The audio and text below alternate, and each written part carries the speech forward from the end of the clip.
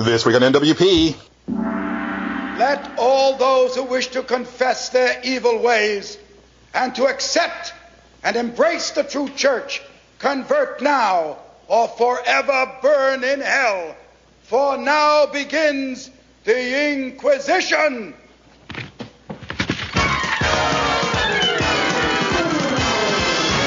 The Inquisition. Let's begin. The Inquisition. Look out, Sam. We have a mission to convert the Jews.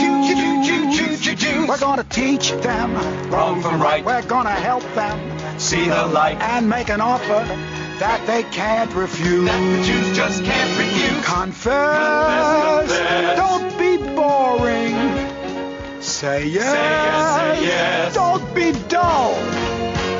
A fact you're ignoring. It's better to lose your skull cap than your skull. Oyoigavalt. The Inquisition. What a show. The Inquisition. Here we go. We know you're wishing that we'd go away. But the Inquisition's here and it's here to stay. Oh boy. The Inquisition. What joy. Hello everyone and welcome to Nerds Without Pants, episode 59. I am Julian, unfortunately not pantsless because I literally just hopped onto the computer right from work. But I'm joined as always by Patrick. I got my pants off. That's good. See, someone's doing it right. We also have Angelo. Hi. God damn it. And we're joined by special guest, first time on the show, although not for lack of trying. We have one of our newer writers to this site. We have Casey. Rocking in my Charizard boxers. There we go. Nice. And Casey was actually supposed to have been on our spoiler cast for The Last of Us, but things just didn't work out, unfortunately. So glad to finally have you on. And I think you're probably the newest, or the most recent addition to the site. Yep. Sounds about right? Yeah. Yeah. So good to have you. And I guess we'll just go ahead and get on into it. We have lots to talk about. Patrick missed an episode, so catch up with him. Angelo, I know, is chomping at the bit to talk about the game that he just reviewed. If you listen to the show at all, you know what it is already. But before we get into that, I am jonesing to talk about some Dragon Age Inquisition with you, Casey. All right. And I think based on our interactions, like on Twitter and various places, and just reading some of the stuff that you've written, I feel like you and I are both pretty big BioWare apologists. Is that fair? Yeah, BioWare's still my favorite developer. Like, I just get drawn into their games, like, in a way I don't get drawn into any other game. Yeah, I'm definitely right there with you. I think you and I were both, like, I remember, like, when the whole Mass Effect 3 ending debacle was going on, you and I were like, no, it was fine, you know? Yeah. Well, I hate the original ending, but I'm not going to let 10 minutes spoil, like, 30 hours of one of the best gaming experiences I've ever had. Right. Yeah, and that was kind of my thing, and I think I had said, like, back, even before the game came out, that, you know, Shepard could have fought the Reapers off with a massive space fart, and it wouldn't actually have changed my opinion on the rest of the series, because it was all about the interactions with the characters and the way things tie together, and you know, having your choices impact everything. So I was more disappointed they didn't play Don't Fear the Reaper after it. There's got to be a YouTube video of that somewhere. Of course there is. I think I've seen 8 of them, actually. But we're not here to talk about Mass Effect, although I'm sure it'll come up a couple times. But where do you stand on Dragon Age? Like, maybe compared to the 2? I mean, there's got to be a favorite, right? Like, I definitely like Origins more than 2. Like, as a series, though, I see it the same way as I see the Thor movies. I like them a lot, just not as good as the other stuff. In my... Me and Pat talked about that. I'm a huge Thor fan, but no, I get what you're saying. Yeah, I do too. I definitely get it. Yeah, just most of the stuff Dragon Age does well, I thought Knights of the Republic did better, and like I'd rather be in the Star Wars universe than some medieval fantasy setting. Interesting. I'm definitely a bigger fantasy fan than sci-fi, but I have a much larger love for Mass Effect's universe than Dragon Age, partly because I think Dragon Age Origins has a very generic fantasy universe going on, and they definitely improved on that with the art style and the way they fleshed out the world in Dragon Age 2. Yeah, and making the Qunari more important, because, like, that's their original race. Elves and dwarves, we've seen those so many times, but Qunari's, like, something a little different. Yeah. And playable.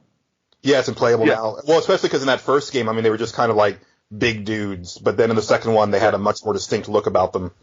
Yeah. So what are your feelings jumping into Inquisition? And to be fair, you and I are not too far. Yeah, I'm only like 5 hours in, which is nothing for an RPG this size, but it kind of feels like an Ubisoft sandbox game. Yeah, actually, you're right. It really does. Like, you got a bunch of quests to do everywhere, and every time you do something, it, like, leads you a little further towards the goal and, like, unlocking more stuff in the map, and it gives you good reasons to do all this stuff.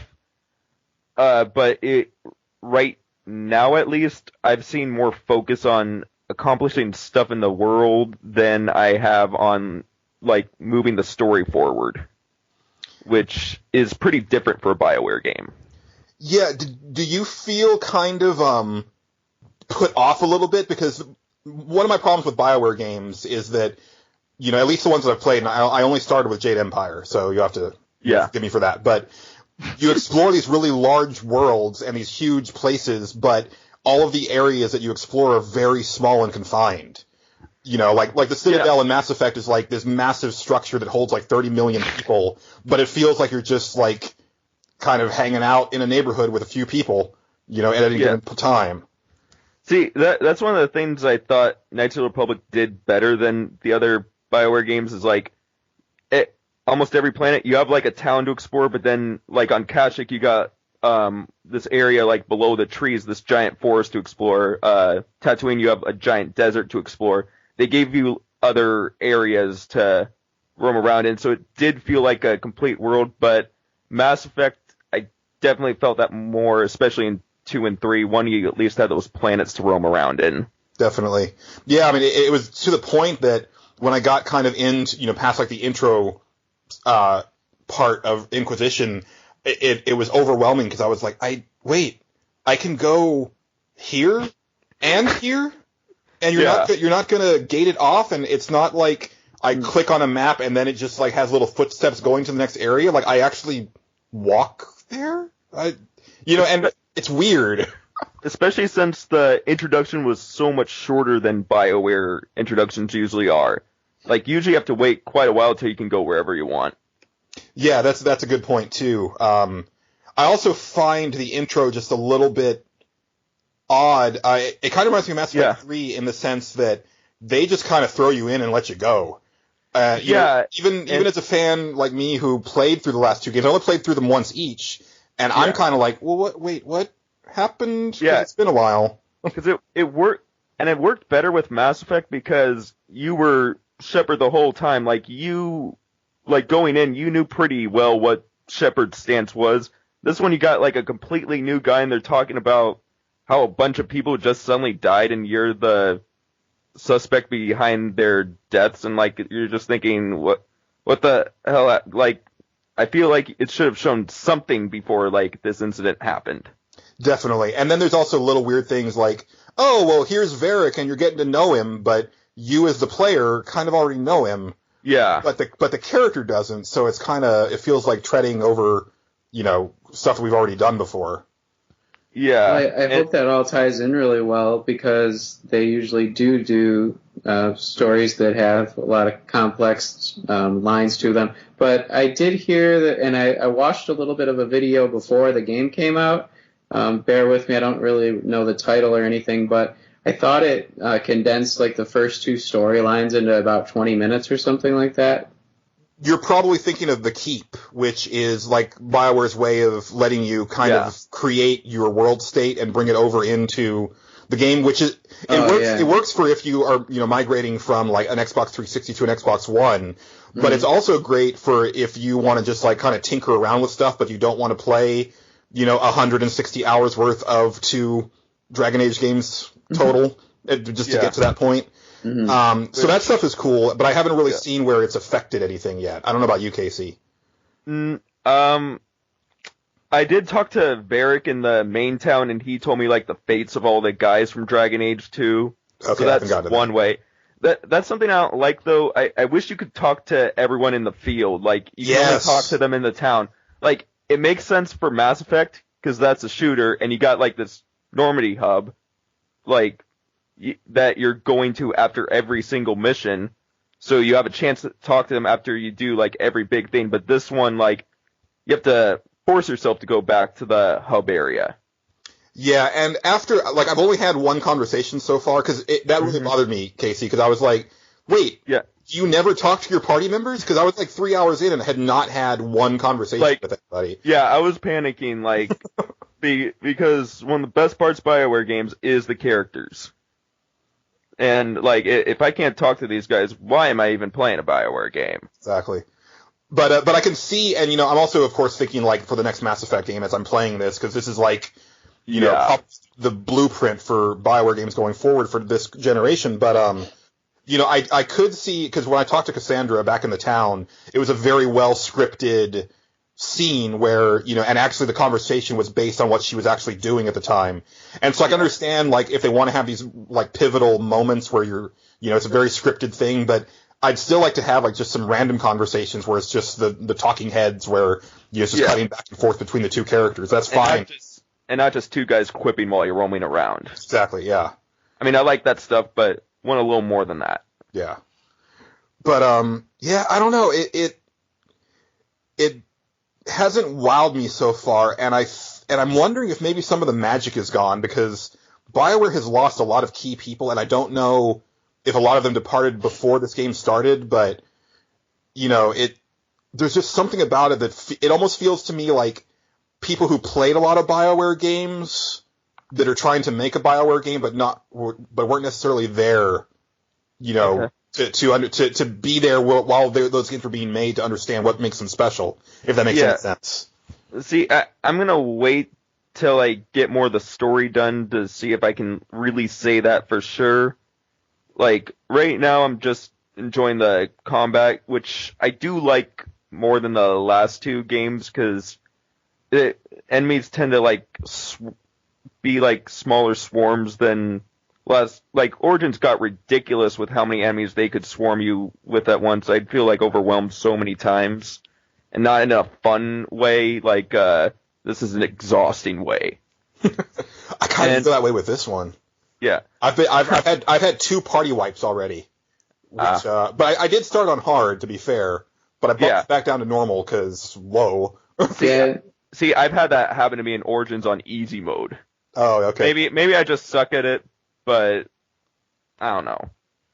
Even my roommate, who's played the game multiple times through the first two games, and this one, he started on hard, like had to bump it down because it was just so difficult at the beginning. Okay, I feel better then, because it was shocking, and part of it, and Angelo, this will kind of bring back some bad memories, but it reminds me a little bit of Final Fantasy II, where it's like take one step in the wrong direction and like the guys are like way over leveled. Yeah, I did run into that also. Yeah, it reminded me of running into a Cazador from Fallout New Vegas, where you like think you can handle this, and then like pretty soon you realize you're out of your fucking league, and either you run away or you die. One thing I do like is you can run away now.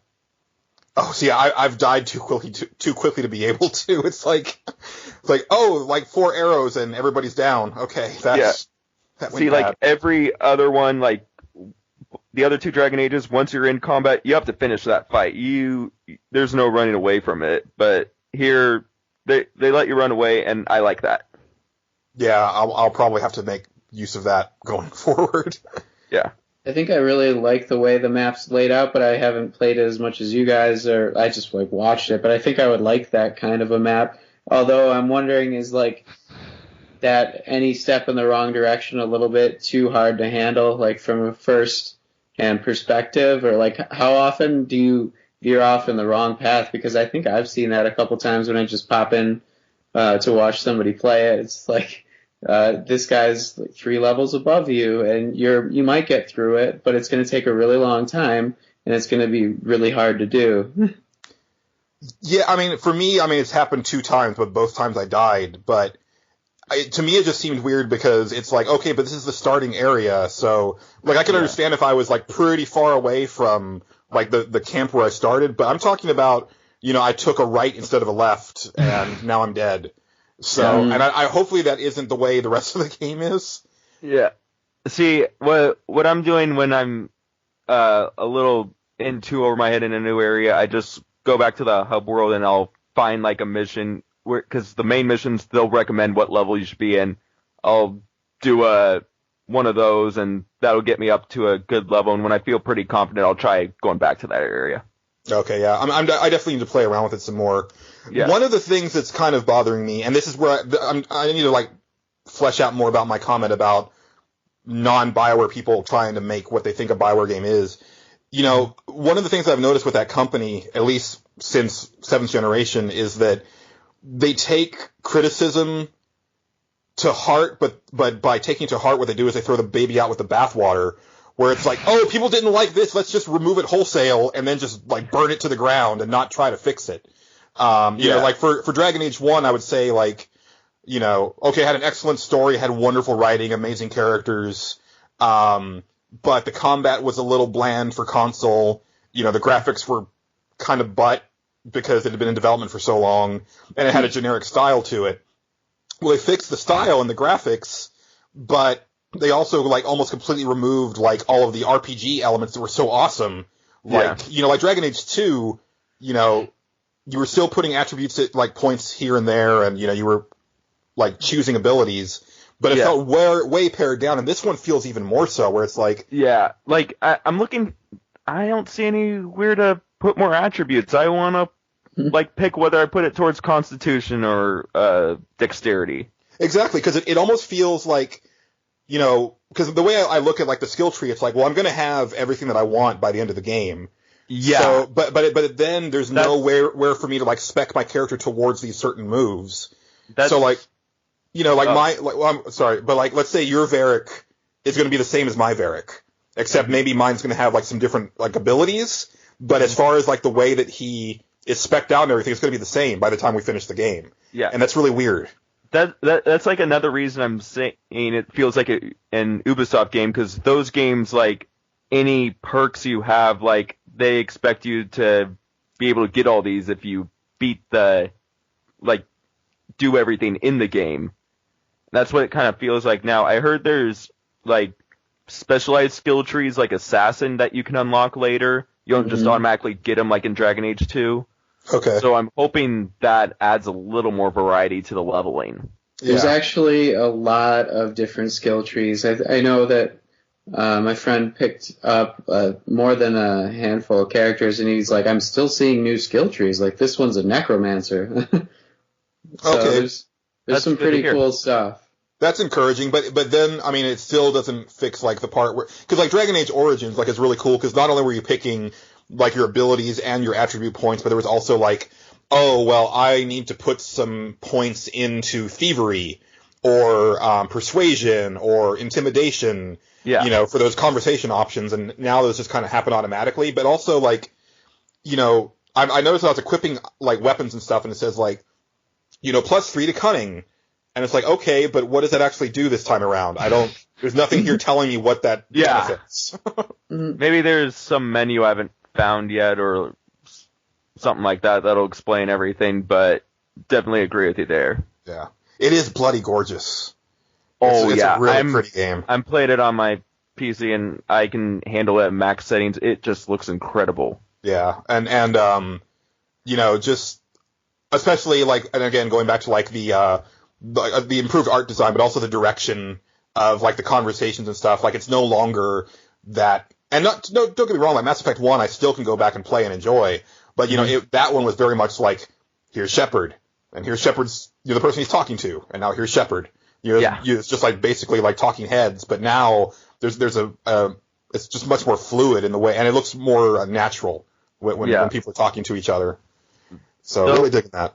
I am noticing like some weird design quirks they made for the PC version. Like one thing they did I do not like at all is whenever you want to do tactical view, it feels like you're trying to use a mouse for like something an analog stick should be doing. Like you click a guy, then you have to point, like move your mouse all the way to where you want to go, and it like you're moving an analog stick instead of just click this guy, click him there, click this guy, click him there. It feels like really counterintuitive for a mouse and keyboard.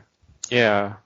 They probably kind of led with the controller design just because, that's kind of where things are at now. Which is odd because PC and the keyboard and mouse just works so much better for this combat system. Just wish they could have like each given may improve the controller obviously, but still let the keyboard and mouse be the king it should be, because I don't want it to be compromised just so people who like a controller can feel better about themselves. That makes the game less fun for me.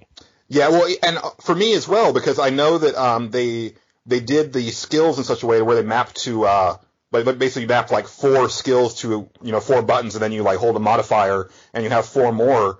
But in the previous games you could use all of your abilities. You just had to like pause it and then select them from the menu. But now that's not available to either console or PC players, and that's just really strange. That is really strange. Like I haven't reached that there because I still haven't unlocked enough skills for this to be an issue. But like I look at it and I like the skill tree at the bottom, and I think I'm gonna run out of skills pretty soon, and I don't want to have to replace all this stuff with other stuff. I want to be able to use everything. Yeah, exactly. So it's definitely going to be a learning process, I think, for all of us, like going forward, as far as like trying to figure out how we feel about it, and hopefully, BioWare listens, to fan reaction and kind of pulls the right stuff from that reaction. I still go back to Mass Effect again, going to the whole like baby with the bathwater stuff, but it's like I still feel like Mass Effect is like the pinnacle of like the BioWare combat, at least the ones that I've played, because you have so many options available to you. But the problem is that the shooting wasn't that great because it was based on dice rolls, but also the inventory system was crap. So their solution to that was, well, there's no inventory anymore, and no Mako. We only have a third of the abilities that you had before, and we've reduced the things that you can put attribute points into by half. And it's like, but no, what? Why? Yeah. But, I remember I was so worried when I first played Mass Effect 2, like that they really compromised that game, and just thank God for Garrus just destroying all those fears.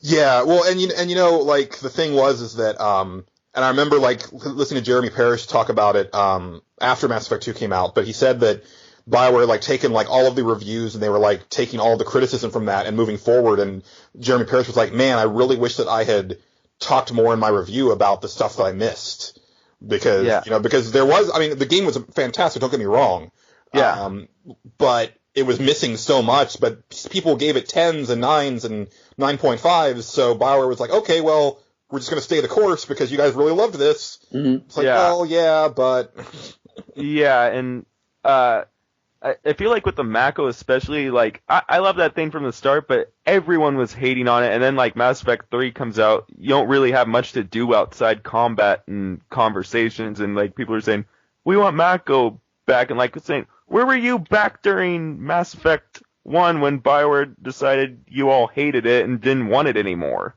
Yeah, well, I didn't hate it, I just hated the controls for it, but I loved, I've played through that game, and explored 100% of every one of those planets every single time because I love doing it, but that thing just controls like butt. I actually never had problems with the Mako's controls.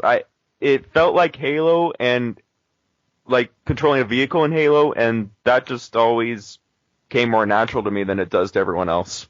Yeah, see, I didn't play a lot of Halo, so maybe that was my problem. Like, I definitely had I would have loved that. Yes, I had the toughest time, especially when I was going into, like, first-person mode to, like, fine-tune the aiming and stuff, and it's like, wait, I'm going, like, backwards now. I don't know what's going on. Mm-hmm. Yeah. Well, I didn't expect a kind of Spanish Inquisition.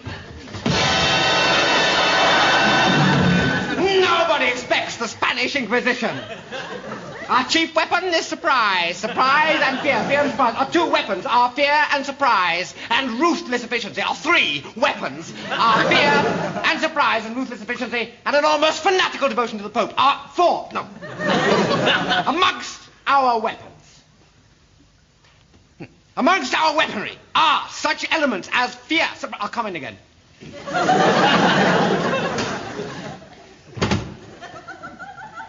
I didn't expect a kind of Spanish Inquisition. Nobody expects the Spanish Inquisition. Amongst our weaponry are such diverse elements as fear, surprise, ruthless efficiency, and almost fanatical devotion to the Pope and nice red uniform. Oh, I can't say it. You'll have to say it. But cool. Well, yeah, I mean, I'm definitely going to power through it. I mean, it's kind of a bummer, and I was thinking about this, like, over the weekend.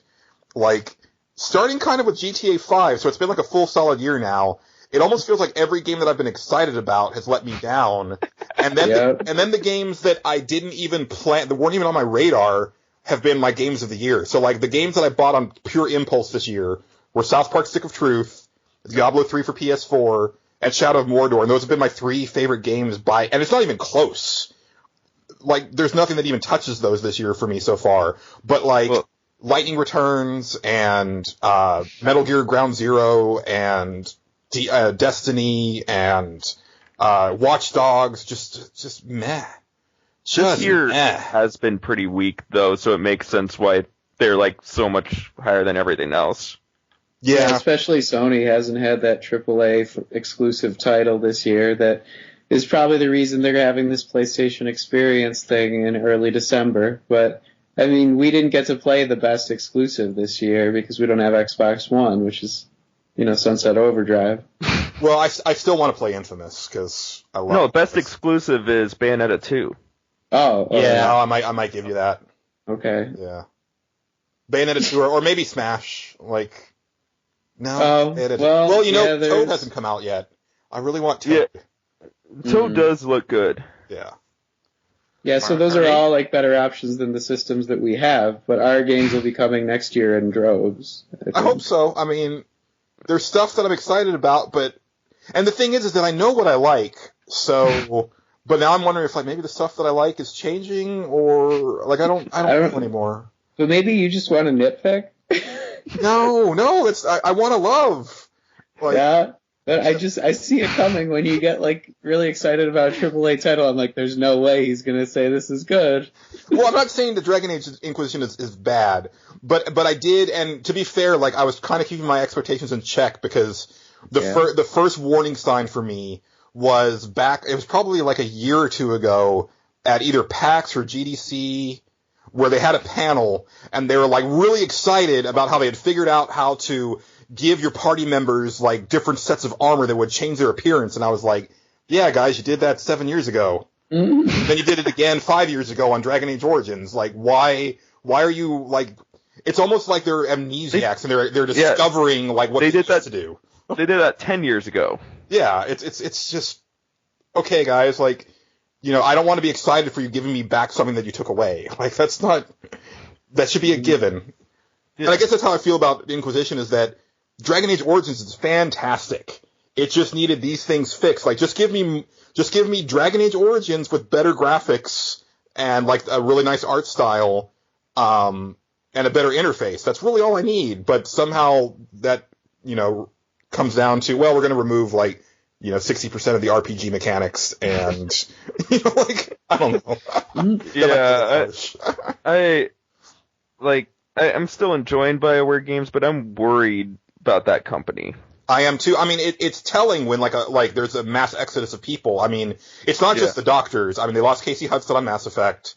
They lost David Gator, who was one of the head writers of Dragon Age. I know they lost a couple of the other big Dragon Age writers. And then, they're also working on new IP, so it's like, well, where are the good BioWare people stationed? Like, what's going on there? Like, are they working on Mass Effect? Are they working on this new thing? Are they even there anymore? Like, I do feel like maybe some of the magic is gone forever, and maybe we're just going to have to help the doctors kickstart a new company where they, we're going to make games like, we used to. Or ask Obsidian to make Knights of the Old Republic 3. Or that, yeah. There's always hope, though. Like, today, I think Irrational Games just hired more people, and they were down to 15 people total.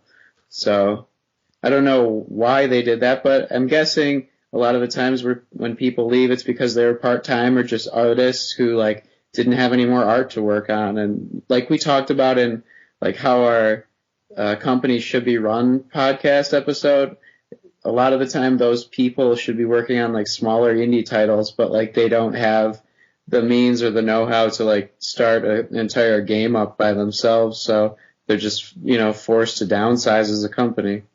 Yeah, but there's a difference, I think, when it's like, we staffed up because we were getting to crunch time, and then those people are, let go.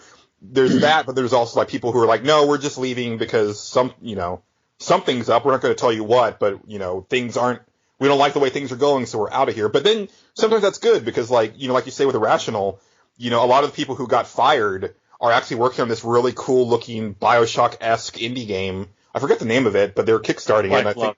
What was it? Black Glove. Yeah, and that looked really cool. So, more of that is fine with me.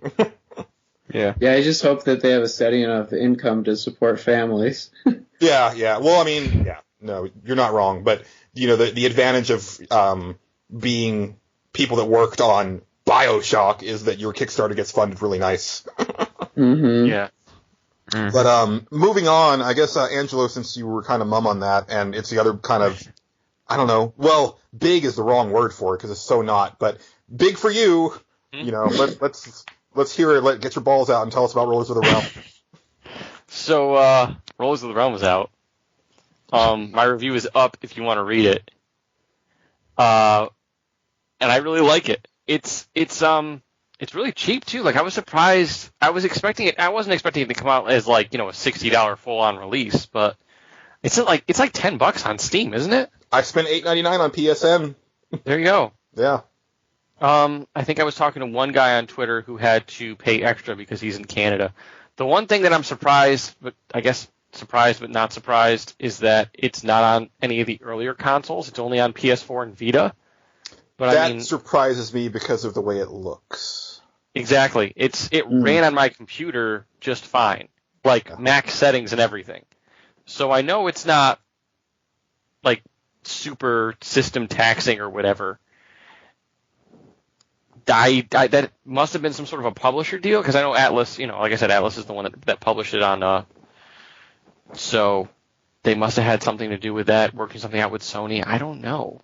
Because it's not on a Microsoft console either, at all. Oh, it's just not? Nope, it's just on PS4 and Vita and PC. Okay. I mean, I'm sure that they'll be coming, but, it's like you said last episode, it's a niche within a niche, and you wonder, like, you kind of got to get it to as many potential customers as possible. Right, and I'm just thinking, like, this isn't like Sony isn't running around flying this flag like, hey, man, look what we got, and Microsoft doesn't have.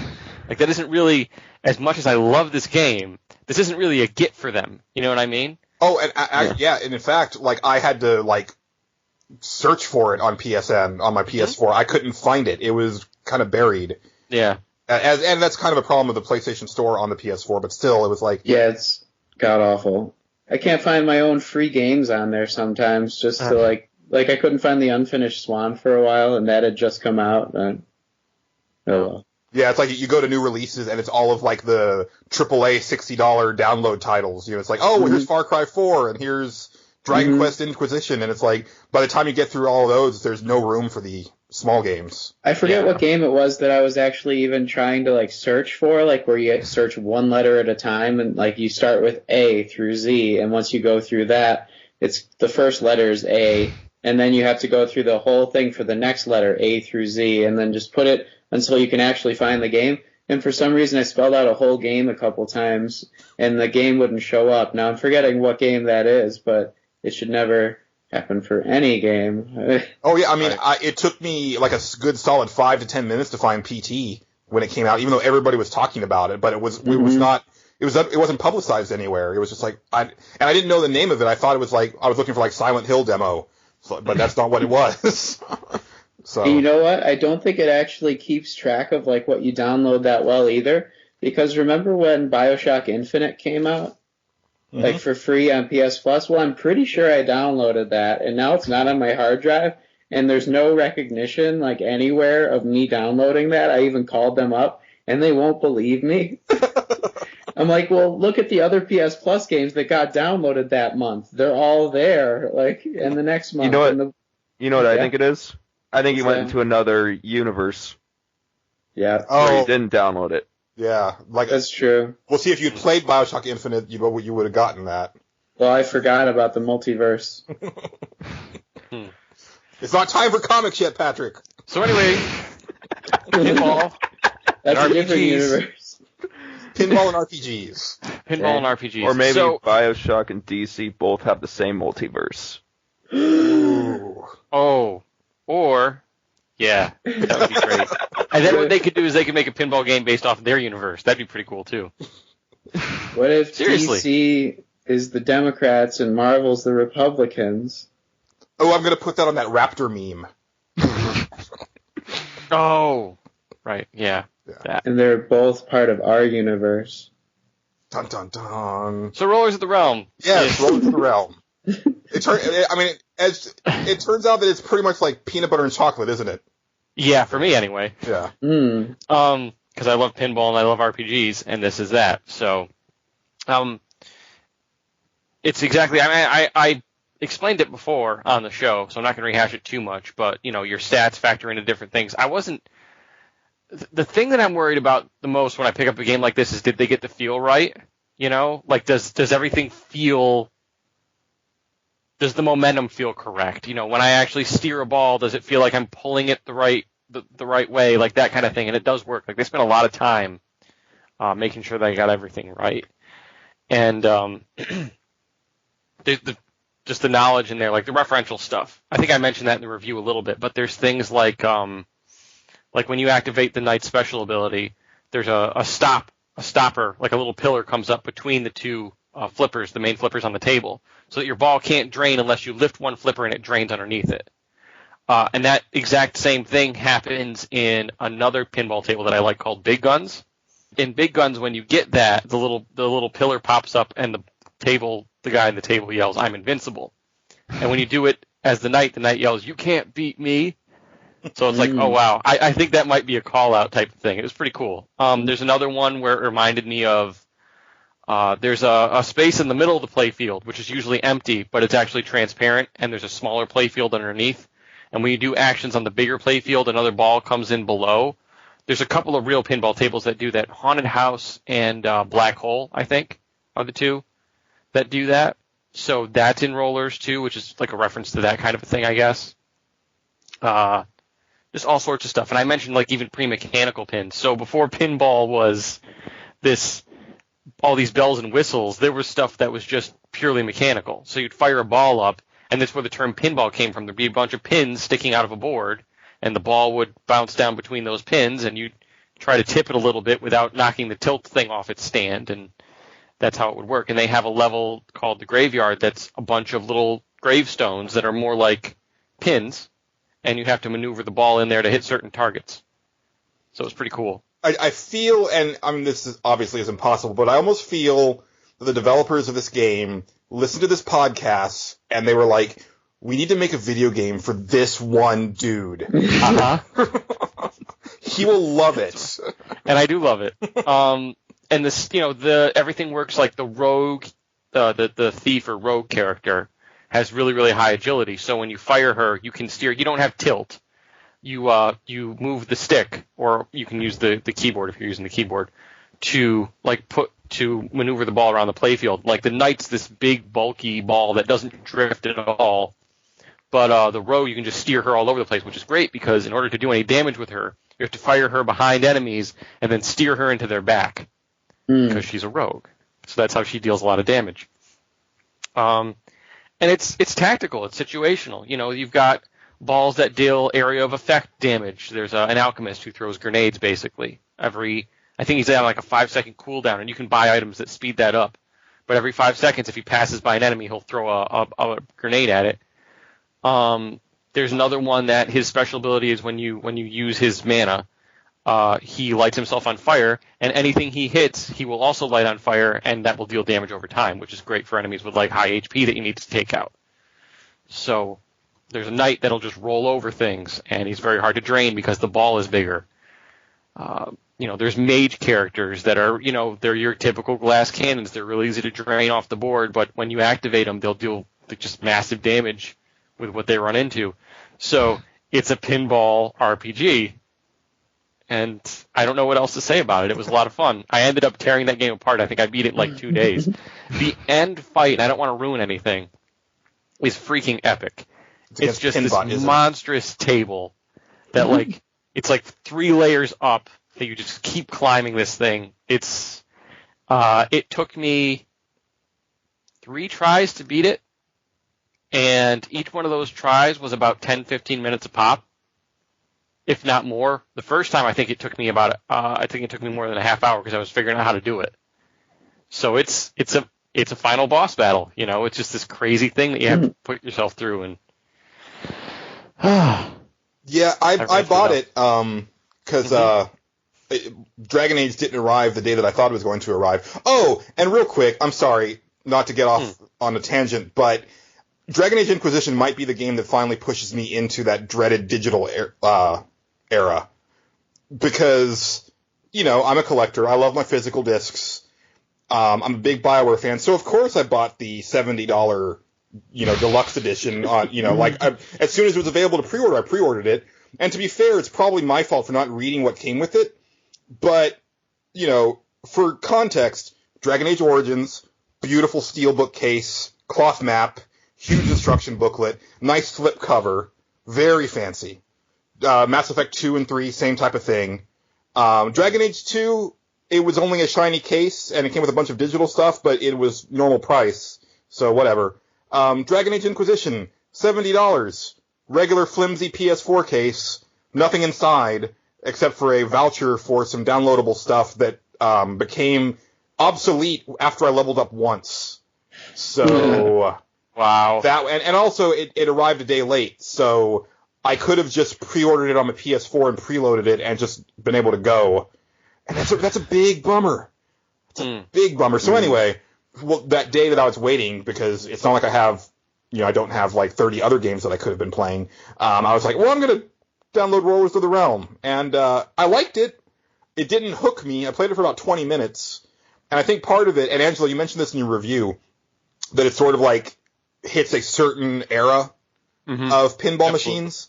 And I definitely felt that because, like, literally in that first board, the tutorial, I gutterballed like 8 times in a row.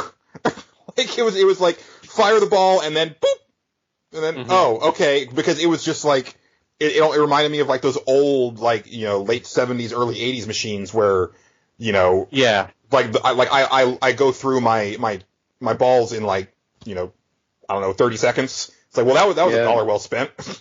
See, now I was thinking, wow, this is easy. I only struggled with, I think, aside from the final boss, I think I only struggled with 2 tables.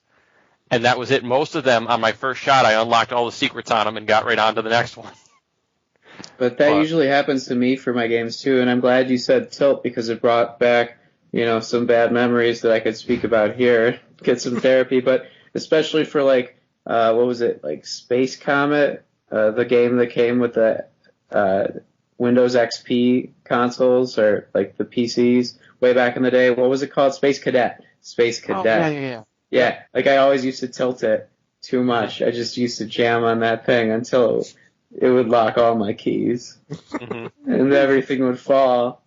And yeah, I had so much trouble getting the high scores with my friends and stuff until I just stopped using it altogether. How do you use that tilt button? Because, oh man, some bad memories. I don't know. On digital tables, I don't really use it a whole lot because it doesn't quite, like when you're actually shaking a machine, it's a little easier to make it do what you want it to. I never shake the machines. You don't shake the machines? No, I feel either. I feel bad. Like I'm like, no, these are very expensive, very well put together things. Like I don't want to mess with them too much. You know, I only do the flippers and, you know, the launcher, and that's it. They're more durable than you're giving them credit for. I guess I don't know. You know, it's kind of like, I guess part of me, like, I'm so passionate about this stuff. Like, it's kind of like, you know, when I was working at Game Fells, and it's like, your Dreamcast has roaches in it. How? What? And I would just like, I would kind of like, you know, cry a single tear. It's like, how could you treat it this way? It's, you know, you spent $200 on this. Why did you do that? Yeah. I guess I get that. Dreamcast. What's that? You deprive the world of a Dreamcast. Exactly. And I mean, and also, you know, because you look inside and there's like all of those video game characters, they're just like hanging out in a diner. Like, you don't want roaches invading that diner. It's a really old callback to the very first commercial, guys. Sorry. Hey, then. That's okay. So, but like, there's it is a fantasy game. Like, I hope whoever did the music wrote letters, like thank you letters to the people that did the music for Lord of the Rings and Chronicles of Narnia, because it's not quite a ripoff, but he sure listened to a lot of that music before he made this game. And you know, and the story's pretty tropey too. It's nothing. I mean, it's got a little twist to it. I think you almost have to at this point throw something in there to make your story stand out a little bit, but it's nothing. You're taking out a big bad and saving the world. That's every RPG ever. If you played Puzzle Quest, I mean, it's just enough to get you from board to board. And that's pretty much what this is. And it's neat. The characters are well voiced. They've got personalities. Actually, the voice actors were pretty much way more talented than I expected them to be. Not that I was. That sounds like a horrible thing to say, but it's just like I kind of expected that element to be. I expected the whole thing to be actually a little bit weaker than it ended up being. Just because I knew it was going to be a budget title that was put out by a developer that I never heard of, you know. So I was just kind of expecting it to be, honestly, just not as polished as it was. I was really impressed with it, like look, feel, sound, everything. Like there's a thing you do where when you get your healer, and you run your healer off the bumpers, that restores. Normally your pop bumpers and everything would restore your mana. Like that's what they do. But if you have your healer ball out, when she does that, it also restores the health of your flippers. So the way that the RPG sort of elements work is the enemies that come down, when they reach your flippers, or if they're ranged, they can do it from afar, are actually hitting your flippers, and there's little green bars on them that drain, and the lower those green bars get, pieces of your flippers start to fall off. So at some point you have to bring your healer in, and you have to bounce her around.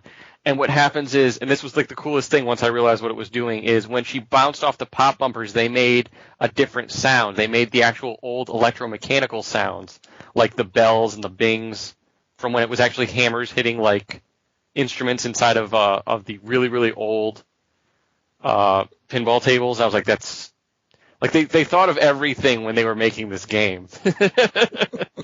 So I was very happy. It's good to know they did their research. Yeah. To give Patrick his nitpick quotient, I do wish that like the publishing deal with Atlas had come in early enough for them to put some money into some better portrait art. Because I think it's really just like, I mean, that's where the indiness of it shows. Like it feel like it looks kind of amateur hour as far as like just the actual character portraits. But you know what though? Going back to BioWare, it kind of reminded me a little bit of some of the art from like the original Baldur's Gate. Like it wasn't. Yeah, I haven't played it, so I can't speak to that. Like that was the old PC games were kind of like that in their RPGs, the static portraits that were, you know, well drawn but nothing amazing. Yeah. And that's kind of what it reminded me of. But maybe that's paying tribute to that. Maybe it's they just didn't have that kind of an art team. I don't know. Yeah, they got Lucy in accounting. Yeah. Well, they probably don't have an accounting department. Never mind. But I think they spent time on where it mattered. You know, like the look and feel and how everything plays. It plays really well. I do think if you don't know what I'm talking about, just go compare some videos. Like go look at any Rollers of the Realm video footage, and then load up like you know what? Look at the Batman Forever table. It's a terrible movie, but the table for that is bells and whistles and ramps and crazy stuff everywhere. And that's a super modern table. You know, that's like pinball when the technology was just cranked all the way up and the playfield was just covered with stuff. Rollers of the Realm is not like that. Like it's a generation removed from that type of a playfield. So there's still a pretty good amount of stuff going on though. I did really like the way that they would actually mimic, like, you have to get from point A to point B, but you're on a pinball table, so you know, there's extra flippers there where there wouldn't be like in a regular pinball table, but it helps you, like, 'cause it's not just like, oh, I need to bounce the ball around. Like, there's parts where it's like, well, no, I need to bounce the ball, but then move the flipper back and then another way in order to move the ball into this little gap that I created by moving the flippers. So, like, early in the game when you're sneaking through the sewers, it's almost like a puzzle. Yeah. A physics puzzle. Yeah, that was really neat too. There's a lot of, they really thought stuff through. Like, that is something that you'll never see on a pinball table. You're never going to see a puzzle. Like, it just developed, okay, here's a little table where you just work the ball through it. Yay, done. No, never going to happen. But you can do that in a video game and it works because you play through it once. You're like, okay, that was neat. And then, you know, a couple tables later, you'll have another one. And yeah, it's fun. So I'm glad that they thought outside the box like that with some of this stuff. And a review is up over at Pixelbit, so you can check that out. I'm glad that it was everything that you hoped it would be, and probably more, because, like you said, your hopes weren't too high because, you know, little bitty team. But, yeah, it's good. It's worth checking out, and, you know, I know that there isn't a lot of coverage of it out there, so. Yeah. I really hope they take another crack at it. I mean, there's room for improvement, and like I said, the table complexity could be increased, and I honestly hope later on it is, because I think people that have played this will have absolutely had their fill of that type of a playfield. So, you know, I hope they do. I hope they do more. Speaking of having your fill of a playfield, Patrick, you mentioned a lot of games, but I kind of just gotta hear it. Like, tell me about Enslaved. Oh man, it's like I was saying, it's definitely a game. It's like when you play it, you could just tell like those walls were created specifically for this little puzzle right here, and there's no way this is like a real living, breathing world. Like I guess the story's supposed to be good. I haven't really gotten that much of it yet. I'm in chapter 2, and a lot of it's just, you know, jumping through different little sections, going from one to another, and you're just running fast. You're not really thinking about why at all. I don't know if that's going to change anytime soon, but I just got to the part where I get this girl that I'm supposed to save, and I put her on my back and stuff, and I'm helping her a little bit. And she's cool. Okay. You're super early then. Okay. Mm-hmm. Yeah. Because the parts where that game is special is Monkey and Trip. Like, their interaction and their relationship and the way that it builds is like one of the most poignant things that I've seen in a video game in a long time. Dang, because I don't even know who that is. So that's the girl you just picked up.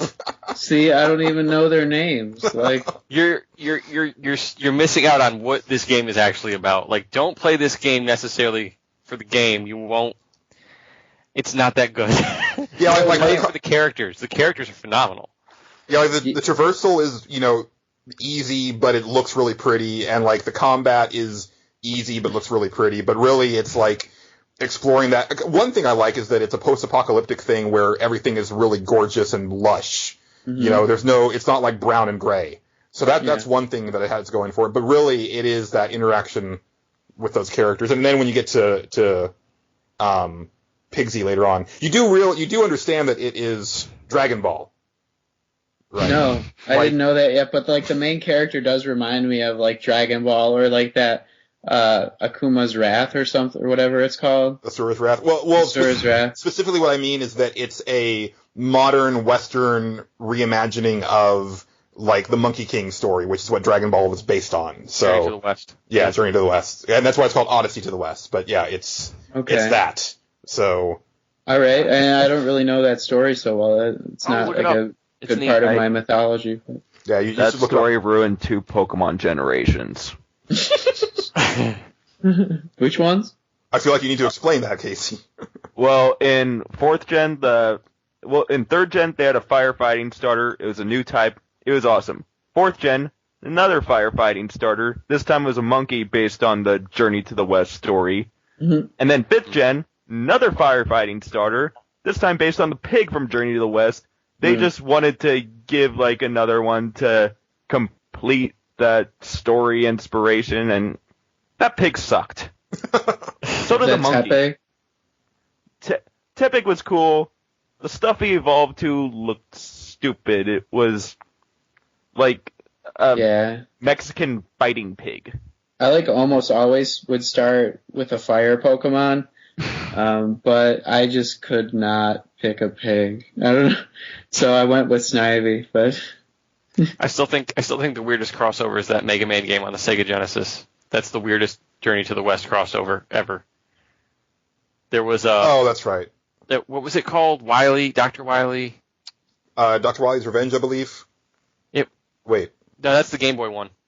Wily to the West. It's kind of a remix of other. It's Mega a remix of Mega Man 1, 2, and 3. Is it the Wily Wars? Wily Wars. Wily Yes. Wars. It's Mega Man 1, 2, and 3, and the idea is Mega Man's trapped in time, and he has to beat the original 3 again, but they're bumped up to like Sega Genesis level graphics. And then at the end of that, you go through the Wily Tower, and there's 3 bosses in there based on the Monkey King, the pig, and what's the third one?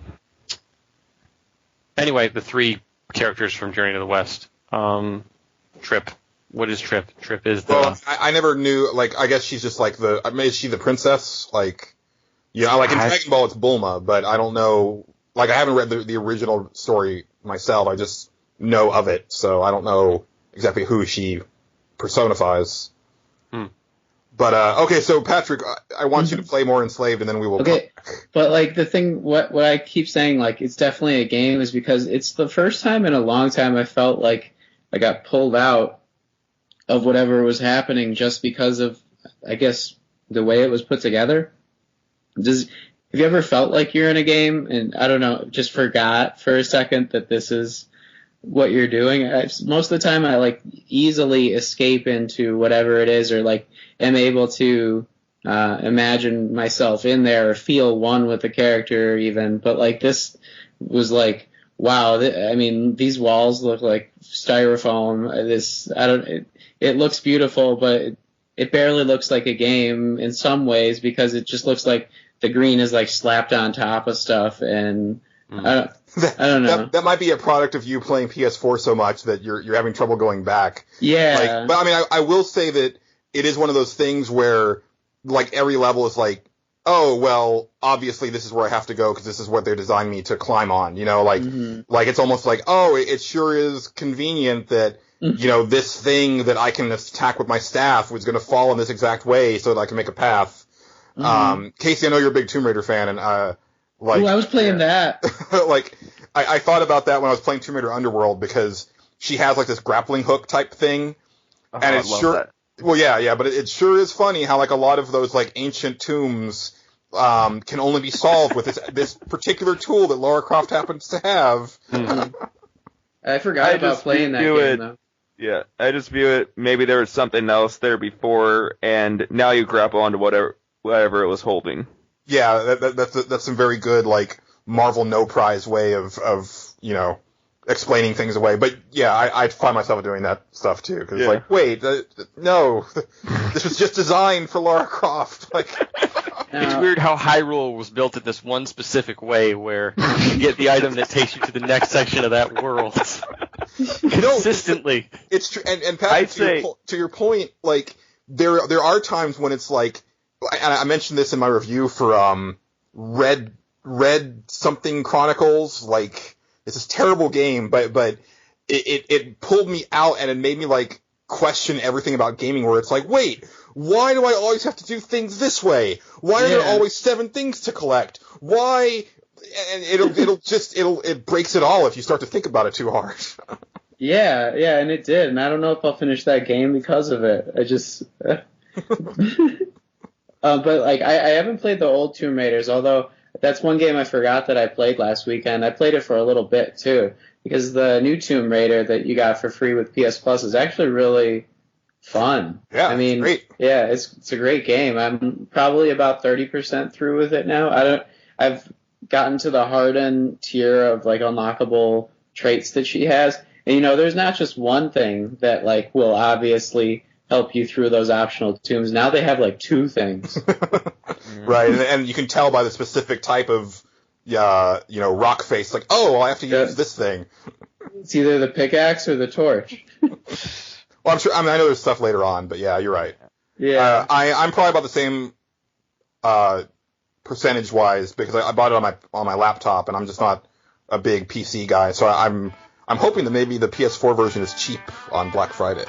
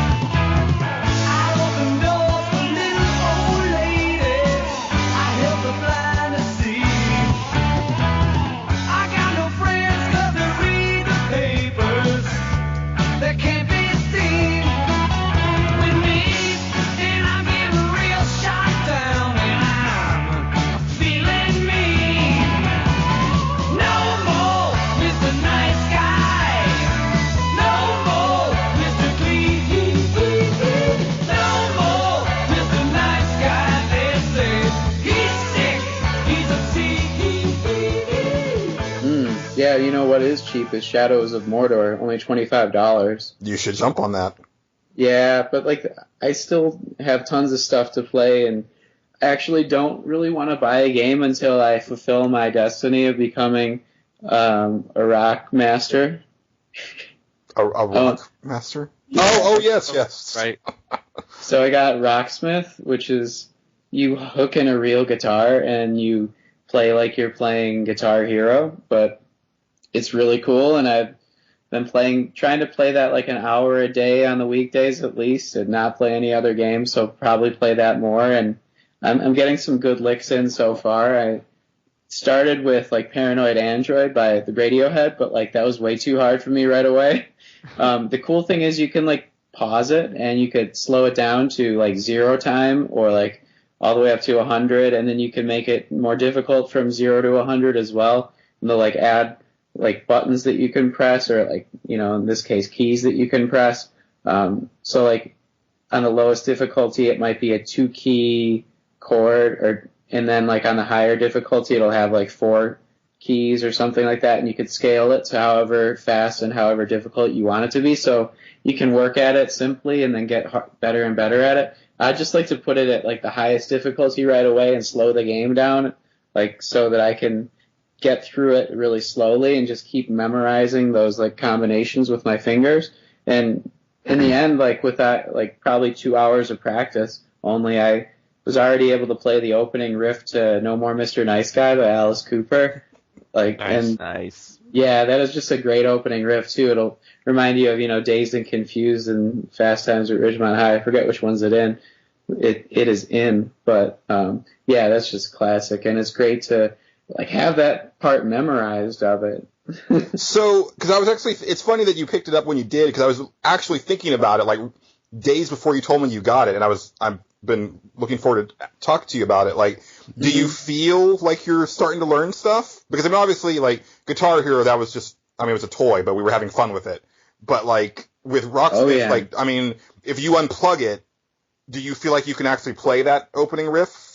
Yeah, I started playing it while it was still on, like, and I didn't have the keys. Like, there's, you know, what do you call it? It's not an octave, but there's a stanza of like music at the beginning, usually in an intro, where it doesn't have the riff, and it's just like giving you that time to get ready.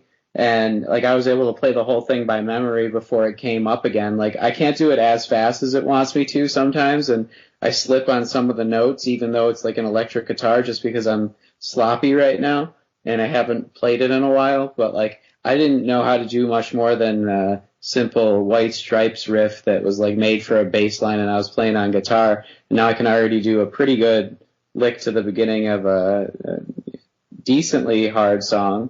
Then you go to easier songs like Everlong by Foo Fighters, and it's just like a bunch of power chords in a row, that's okay. Like, I could do that, but it's good to see the notes that you're getting and how fast you're supposed to go, like their techniques that they teach you, like when you should upstroke and downstroke.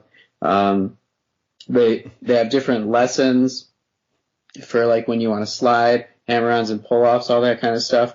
And they're not just like one lesson each. They're scaled lessons to like make them more difficult once you master them. But the only problem is sometimes you feel like you're getting the note right and it's not giving it to you because of like a delayed audio reaction that it has a little bit. And I thought that wouldn't matter to me because I know I'm not good and stuff. But like, there's times when I get really mad because I feel like 10 times in a row I did it right and I'm not sure what I'm doing wrong. So I actually heard from other people that the PS4 version is worse than the PS3 because of that. And I was like, I waited so long because I thought the PS4 would iron out all those issues and like be a quicker processor and, you know, there would be no lag, just like the actual interface on the PS4 has no lag when you start it up, basically. And for some reason, it's a little bit worse. And they like suggest a different way to put your audio out so you can hear it better. I haven't checked into that part of it yet, but it's kind of maddening that a game which is so dependent on sound can't get the sound right. Well, and I think also it's partially like the visual as well. I mean, that's why I haven't played Guitar Hero since I got an HD TV, because there's that just a little bit of input lag, and I've never been able to calibrate it, you know, just so, and I'm missing notes that I would nail back on my, you know, PS2 on a tube TV. So yeah, and it's like even pretty forgiving when I'm doing the actual songs and not learning a lesson. For some reason, I'm getting notes. I get notes sometimes that I feel like, I only played 3 out of the 4 parts of that chord, and they still gave it to me. But then I do this lesson, and it's like one pull off, and for some reason, or like one bend, like I'm trying to bend it the right way, and it's like not registering that I'm bending the note. Like you press one note and then bend the string. It's really easy, but like it shows me doing it on the TV, and then it says I miss it. I don't understand why. Well, I mean, you know, when you're practicing your up and down strokes, you don't want to bend it too much.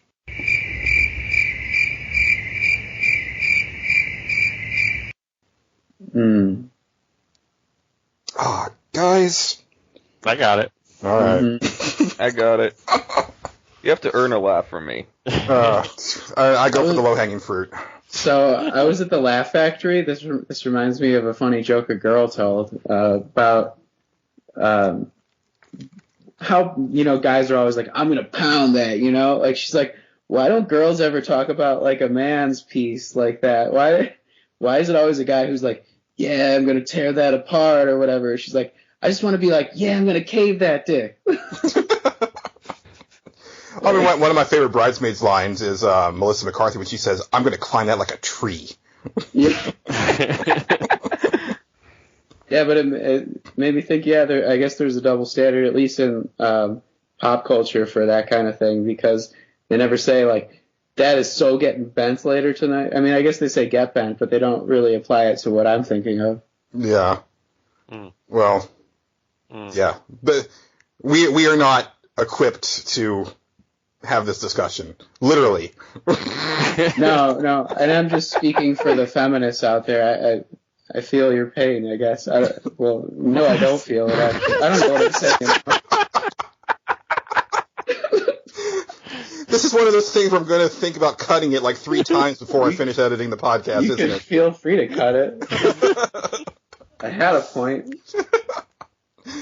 It's also like the only time that we swore, so you could take that out and make it, you know.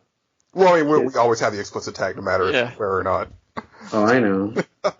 Well, before we get back around, because I know we have some comics and stuff, I'm almost done. Well, I'm pretty much done with my stuff, but I know, Casey, you said you've been playing the new Smash Brothers. I'm assuming that's the Wii version? Or yeah, the Wii U version. It kind of cool thing, it actually came out on my birthday, so that night, me and a bunch of friends just got together, drank a bunch while playing Smash, and got to try the 8-player matches. Oh, and, nice. Yeah, they only give you a few stages for them, but they are just so nuts. And, like, just the type of stage you're in changes the game so much. Like, there's that one Hyrule stage, that giant Hyrule stage. If you play Smash, you're familiar with it. Has all those different levels. Like, it feels like it was originally designed for 8 players, even though it goes back to the GameCube version. But then, like, there's some where it's just a flat surface, and everyone's just beating the crap out of each other, and it's just so great. I can't wait for that. Yeah, I want to play that so bad. Yeah, and the only downside is everyone is fighting over GameCube controllers, because you can only use 4 of them. Oh, I guess that makes sense, though. Yeah, because for some weird reason, that adapter uses 2 USB ports. Interesting. Yeah. Well, I was also wondering if, like, is it only GameCube wired controllers that it works with? Mm-hmm. So you can't use a Wavebird? As far as I I don't know. have any Wavebirds, so I can't comment. Okay. Because I was wondering, because I know with, like, the Wavebirds, like, you could only have 4 because of the frequency. But with it being wired, I don't know where well, I guess obviously if it's using both of the USB ports, but you'd think there'd be, like, a dongle or something that, you know, you could, like, daisy chain onto it or something to get more controllers in there, but... Yeah. Yeah. You know, the other downside I was seeing was, like, my amiibo. I can't decide which one to get, so... What do you think, Casey? Who's the character that's going to be your main, or, like... If you don't say Mega Man, we're gonna I have am a waiting problem. for Greninja. Wait, is there a Mega Man amiibo? Yes, there is. Oh! I actually don't like playing as Mega Man. Really? Like, is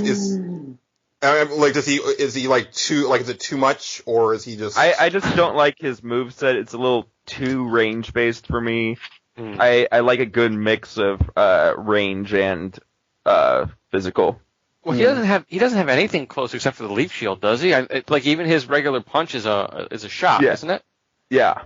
Interesting.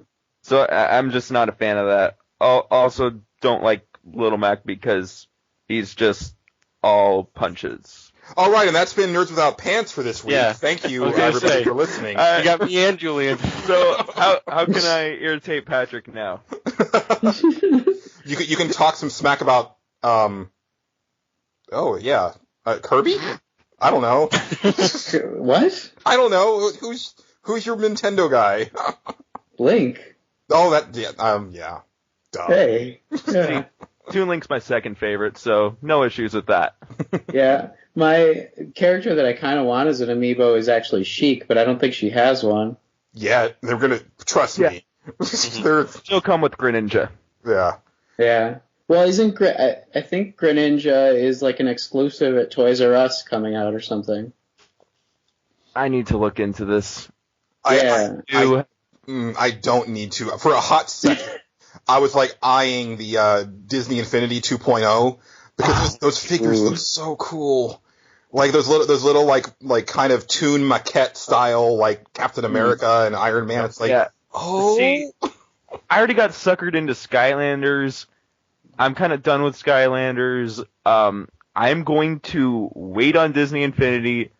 Hopefully, 7 years from now, those figures will all be like $250 each. I can pick up the game for $5, right? And then I can enjoy it. That's what I was thinking too. Because like my problem was like the game doesn't look all that great. Like, but see, the thing with Smash is that I know Smash is great, and I know the amiibos are going to be used for multiple games, so that makes it even more tempting. Nintendo's giving you a good value. Yeah.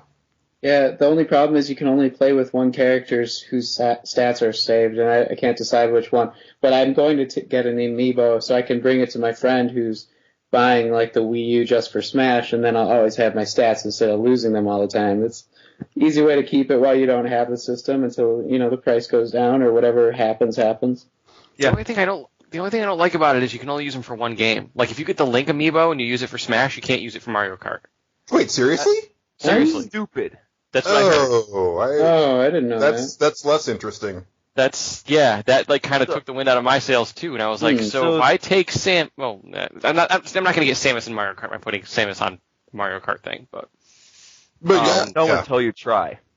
Yeah, that's true. But somewhere out there is a guy with like 3 Link amiibos so he can have everything he needs. I know, and that's why they did it, because they know that there's that guy out there. That and there's guy, more than one. You know who you are. Yeah. Jack. But speaking of Little Mac, have you seen the battles of 8 Little Macs fighting against each other? Because it's insane. That sounds insane. That does sound insane. They're just all one Little Mac, basically. They're all right next to each other. I want to see 8 Pikachus battle each other so you can just keep going, Pika! Pika! Pika! Doesn't he go chew sometimes, too? Isn't there one attack that goes chew? No, I'm talking about that down B where the thunder, Oh, yeah, okay. down. Pika! Whenever they kept telling me use someone other than Greninja, so I'd always just switch to Pikachu and do nothing but that just to annoy him and let me go back to Greninja. So, Casey, actually about Greninja, I know nothing about him, so I don't know why he's in the game or what his backstory is. Can you enlighten some people who might not have played that generation of Pokemon? Yeah, he's the final evolution of the water starter, and he's a ninja frog, and it looks like he has a scarf, but that's really his tongue wrapped around his neck. Yeah. Nifty. Okay. Yeah, Okay. and his range move is a water Shoryuken. A Shoryuken made of water, and you can charge up, so it's like a giant one, and it'll hit an enemy a bunch of time before exploding. Mm. And the thing I really love about him is he's got his side B is this sneak attack. So you disappear for a second, then you hit him with this really powerful blow, and if you hold it, you can travel farther distances. And people just do not see that coming because they think I'm just walking up to them, being cautious, and then all of a sudden, bam, I hit him from behind. Mm-hmm. Nice. That sounds fun. Mm. Yeah. But yeah, he's probably one of the coolest Pokemon starters in years too. I like the grass guy more, but Greninja was the fan favorite. For which version? X and Y. Oh, okay. Yeah. I got Y, and I picked Fennekin because I thought, he looked really cool, but then it evolved to the second stage. Way too furry for me. Way, just uncomfortably so. Yeah, it's less so during the final evolution. It turns into some wizard thing. But yeah, the middle one looks not just furry, but pedophile too. Oh, Ooh, yeah. Come on, guys. I teach kids here. We'll teach those kids to stay away from Fennekin. Very, very sensitive about that kind of stuff, but it seemed like Julian was a little too sensitive about the furry. It might have reminded him of a phase in college or something. No, I'm a pretty open-minded dude, but I pretty much draw the line at furries. That's cool if that's what you're into, but my experience has been that the furries are also they kind of just use that as an excuse to get into the really weird stuff that makes the actual dressing up in the furry costume seem normal by comparison. And I'm all right, you have gone off the deep end in such a way that I can't support you any longer. So Whenever somebody talks about furries, the only thing I can think of is, do you remember at the end of The Shining where they're leaving and one looks into the room and there's that guy in the bear suit? I've only seen that version of The Shining once. Yeah, that's every single time somebody mentions furries, that's what I think of, and it's I don't remember that part. I just think it's on from Community. YouTube somewhere. It's weird. Well, I don't know why we're even talking about this, but I remember the first time that I heard about them. Yeah, okay. The first time that I heard about them was on this MTV real life special, but it was literally people just dressed up in your standard got this at a costume rental store type of bear costume or whatever, and then it evolved so quickly to where they spend hundreds if not thousands of dollars on these very elaborate costumes that have even little bits of animatronics in the faces and stuff so that they can emote and stuff like that. It's whoa, guys. Just, what, and my thing is that, because I actually saw an honest to goodness furry at Ren Fair one year, but the only thing I could think of is you're going to get freaky in that after this show is over. That's what's going to happen. And how do you clean that fur? I don't know. So many questions. Nice long bath. I mean, it's great to do everything in the guise of being something else, isn't it? That's why Halloween's great. Well, sure. But I don't know about everything. That's the real, yeah. Yeah, I don't know. I like to suspend the belief and be something else for a while, but I've never dressed up as a furry, that's for sure. Yeah. I mean, I'd definitely pick Sonic, though. Well, I mean, he's the furry gateway drug, so... Yeah. I remember you said that. You're on your way. There's Alex C25, I think, probably, like, throws his iPod every time that I say that, because I know he's a big Sonic fan, and I apologize, but... Ooh, maybe it'd have to be a Pokemon. Charmander isn't furry. Right. Hey, he's scaly. That's fine. He's slimy, kinda. No, he's a reptile. He doesn't... Well, like, that first... I don't know. I disagree. There is no fur on Charmander. This isn't something you can argue. No, I'm not saying he has fur. I'm saying he's not scaly. Just by his picture, he looks slimy. Well, maybe he's more of an amphibian.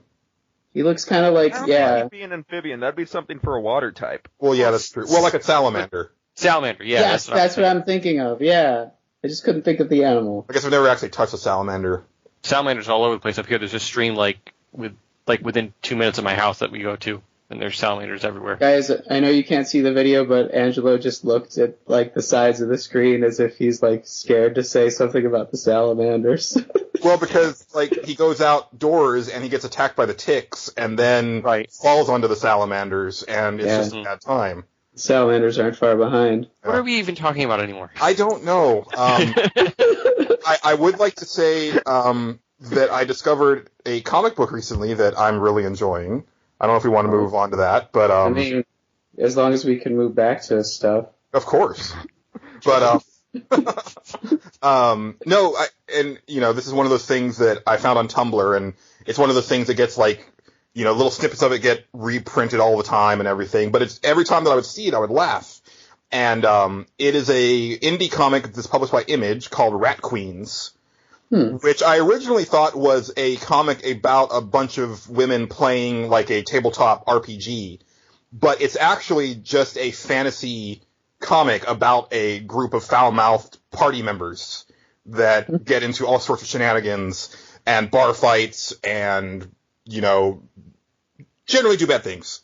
But I thought it'd be about rat furries. No, it's not.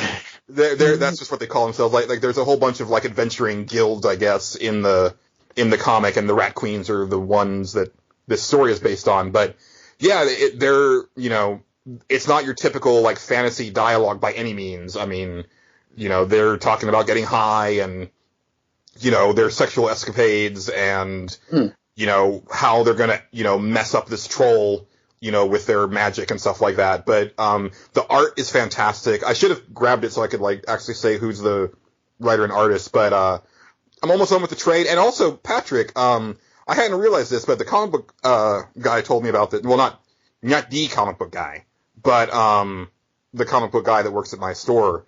Apparently, Image is doing this thing where a lot of their indie, well, I guess they're all indie technically, but a lot of their first volumes are only $9.99. Oh. So it was like a no-brainer for me, because I went into the shop and I picked up my comics, and I was like, hey, do you have this comic? I think it's about women playing tabletop games called Rat Ladies or something. And one guy was like, Rat Queens! And I was like, yeah. And he's like, it's fantastic! And I looked at the price, and I was like, oh, it's $10. This is a total buy. Awesome. And very much worth it. So that's my comic recommendation of the episode, because I haven't had a chance to read my other comics yet. Yeah, I just picked up my ones from last week, but if I had made it to the last episode, I was like all up to date on my comics. It was like, I could have been current for once instead of like a week or two behind, like it usually happens. Although I did make it to the comic book shop a couple days ago. I think Saturday I went over there when I was doing some errands, and I found some really cool stuff. Like I just went into like this comic book shop that's right by me called Challengers that I don't ever go to because I have like a subscription to this place that's like way down south, in the south side of Chicago, where you cheated on your comic book store, Patrick? But I'll tell you why. I have good reasons. You better hope it lets you back. Yeah. I have pulls, and they give me 5% extra off by getting those pulls than I would get if I got the same pulls in Chicago. So it's definitely best to go to alternate reality. Because also, Comic Book Man Prime works there. Oh, does he? Yeah. Comic Book Man Prime. Yep. Does he know Comic Book Guy? Yeah, he looks like the Comic Book Man, though. I mean, if you closed your eyes and thought of one Comic Book Man, it would be him. Excellent. That's kind of what you want when you go into your comic book store. Yeah. Yeah. Maybe not so much condescending. But so I went into the comic book shop. Actually, he is very condescending. You're right about that. It takes years before he'll, listen to your opinion. Mm-hmm. There's always at least one. Yep. Yeah. But he knows his stuff, too. He's been reading comics since before I was born, so I like to listen. Yeah.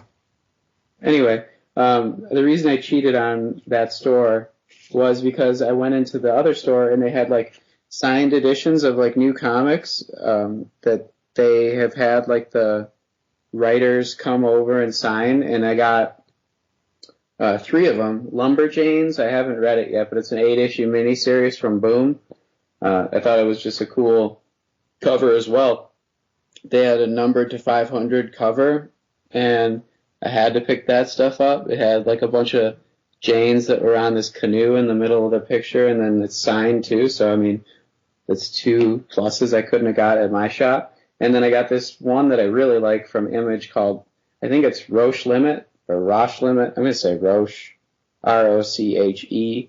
And it's about this society and space, in the future and stuff, and things happen, and there's people in it, maybe. There's people, there's an aristocracy, and they're complaining about how nothing ever happens, and people went missing and stuff, and then something happens.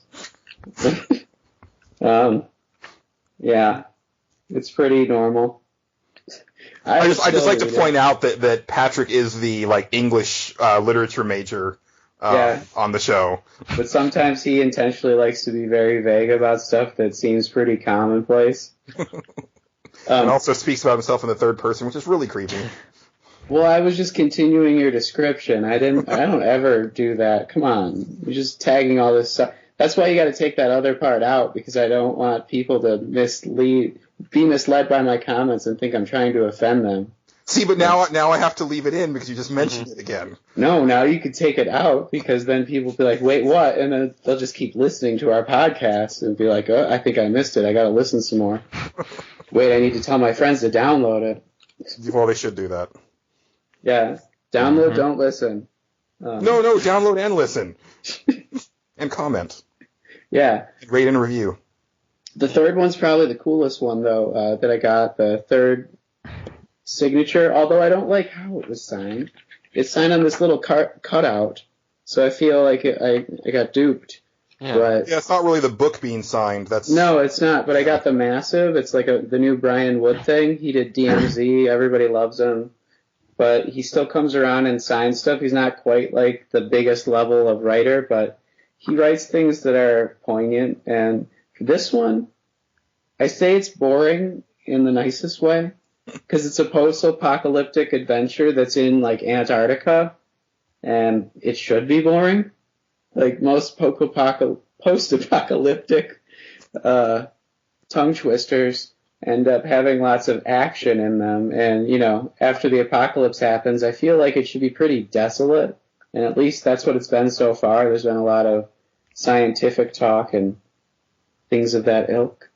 I also think that you just accidentally named the final Pokemon game. Pokeapocalyptic. It's the Pokeapocalypse. I'd buy it. So those things were all great. I read the Elephant Man trade paperback while I was away. The first issue, or the first volume of it. Have you guys heard of that? No. It like recently hit 50 issues, but it's about these genetically engineered monstrosities like big elephants, but also crocodiles. There's like a rhino who are like modified with human beings and were born from a female, and then they like tossed the female away. It was like in Africa, there were all these experiments by this guy named Mappo, and then like, well, stuff happens and they're not always being experimented on because by issue 50 by issue 1, they're like in America for some reason, or in whatever country it is at the time. It's like 2240 something or other, and they're talking with humans and stuff, and they got jobs at like very low end like places. Like they'll be a cook at a fast food place. There's no real place for them because they're being phased out, but they were raised as like war machines, and they're not like being used as them anymore because everybody's scared of them. And it's sort of about like, I wouldn't say racism, but like speciesism. I don't know, like how you look down upon something that's not like you, and you can't like listen to it unless you are basically an innocent child, because an innocent child tries to go out with one of the humongous hippos, or no, it was actually an elephant, I think. Well, anyway. Well, what kid wouldn't want to go out with an elephant? Well, yeah, I mean, she was adorable, and she was just trying to have a friend, but like it was basically saying, you know, like we're like as we get older, we aren't nearly as open to new things as like when we were a child or something like that. And that, coupled with the pulp noir that it's kind of known for and its art style, gives it a lot of sway. And I would recommend that one more than, you know, any of the other ones I talked about so far. Very cool. Okay. So let me just do some quick hits about other stuff. Yeah, speaking of love stories, there was a love story that started in issue 6 of Trees I feel like I got to tell you about, because I don't know if I've ever seen it in a comic or like read it in most pop culture. It's got like a non-cliche, at least to me, love story with a transvestite or transgendered person. And yeah, and they're both really cool characters. It's not like, oh, we're doing this for, you know, publicity, because no one really knows about it. They're not making a big deal. It's this little comic called Trees. It's not like something big, but it doesn't seem forced. Like the kid who likes the transvestite or transgendered person, I don't know I'm not sure what she prefers to be called in this, or what some people prefer to be called anymore, because there's a lot of different terms now. Because I'm a cis. What is it? Well, South Park would call you a sissy. Yeah. Well, yeah. But if that's no, we don't. Yeah, I just don't like labels, really. It's a big thing. Yeah, and I don't want to put any label on anybody. So, but basically, this girl was born a man and isn't anymore. So, yeah, it doesn't matter to that kid, and it shouldn't, I guess, right? Not if they're in love. Yeah, I mean, I think that's cool. Like, it's true what you say, because like I do feel, it's not that I had a problem with it, but I definitely felt like some of the stuff that DC has tried to do in the last couple of years has felt attention grabby or forced. Like, well, you know, this is like a hot button issue, so maybe let's, you know, press that button. I don't know. I could be totally wrong on that, but that's just the way it comes across to me. I feel like the entire comic book industry is about being attention grabby. That's why you always have, we're killing off this character who's probably going to be back next year. Yeah. And there's always a to be continued, so you have to be a subscriber or something, you know. And then there's all those like covers where it's like, what the heck is going on? Why would Superman or Batman do this? I need to buy it to see what happens. That didn't happen in the book. Yes, that's how I got into comics. I thought these things were going to happen in the book, and the cover so misleading all the time. But it worked, and here you are. Yeah. Yeah. I wanted to mention a long time ago that the Detective Comics new Terminal story arc is maybe better than the Endgame arc, Julian. You might like it more. It's a little bit more innovative, or as I like to say, innovative. It's got like a bunch of people on a plane who like have all been like gassed and are like dead and might turn into zombies. I don't know. I don't think so. But they yeah, they're all like decomposed and stuff, and Batman doesn't know why, and yeah, it's crashed, and yeah. Anyway, we'll see where that goes. But just to move on quickly, I read the first issue of Marvel's Axis thing that's going on. I don't know if you guys know, but I wanted to update everybody. Red Skull has turned into Red Onslaught. Yeah, I heard it's bad. He's more powerful and the same. Which is weird, like, it's kind of silly, because, you know, Onslaught already was red, so... I don't know too much about it, but I know that this is one where the book should not judge, or you should not judge the book and then read it, because, like, it has all these different Marvel characters on it, and then the whole story is just Spider-Man telling jokes about it, and which is good. Like, I was happy it was just Spider-Man, because I read Spider-Man, but then the backstory is Doctor Strange getting mad, and everybody getting mad, because I guess what's happening is, like, evil is, like, coming out of the world, like the ooze of, Not like, every comic. yeah, but this is, like, the general evilish tendencies of people that are being amplified because of, like, magical powers and stuff. Probably Mephisto. I guess evil is... Oh, what, maybe? Evil is actually quantifiable in their story now, and even Doctor Strange is, like, getting mad over it, and he's trying to find somebody who has no evil in him, and he thinks it's his bodyguard, but his bodyguard turns out to actually just want to kill him, because Doctor Strange is an asshole sometimes. Well, it's important because they need to start to bring Doctor Strange back into the forefront, because, you know, they want to do a movie, so they got to start, you know, planting those seeds now, because he's so in the fringes of the Marvel Universe. Mm-hmm. Mm-hmm. Yeah, so Doctor Strange could be played by Robert Downey Jr. Well, the big money is Benedict Cumberbatch, which is just too perfect for words. So isn't that confirmed? Not yet. Oh, Still, it's all but confirmed. Like, he's been at Marvel Studios, he's had meetings, but they still have not officially said it. So okay. I just had heard a joke where they said that Robert Downey Jr. would be great for it, and I was like, why would you cast him again? Oh, anyway, I mean, he could play a few characters, like, from that universe pretty great. But yeah. Yeah. How about an Avengers sequel? Robert Downey Jr. plays everyone. I paid money for that. Yeah, I know. He's my favorite actor. Hulk. He's great. He can do most stuff. But I had one more, and then we're done. Well, I think Casey's got some comics too. I'm sorry, Angelo. I'm so sorry. Oh, I'm sorry. Fine. Let me just get out of this quickly by saying I read the 14th graphic novel of Fables, and it's still awesome. Yeah, that's on my list to delve into for sure. Same here. So good. I mean, I'm 93 issues in now. It's the most I've read out of any series, and it just keeps throwing me for loops as to, like, what fables are in it, what they're all doing in the world, and, like, learning about new fables, because I didn't really know about Baba Yaga, who has this crazy... She's a Russian fable who's got this house that has chicken legs, and she's like a sorceress. It's nuts. There's all these different fables from all these different times, and, you know, a lot of them are things that I don't really know so much about, or know, like, fringe-worthy knowledge about, and, like, I'll see them and I'll be like, wait, I think I know who that is, and then I, like, read about it, and it's really inspirational, and, like, you want to discover all these things about fables, and, you know, the story just keeps getting better, I think. So I'm sad it's ending with issue 150, but I'll get there. But still a nice run. Yeah. I found out the spoiler for the most recent volume of Invincible.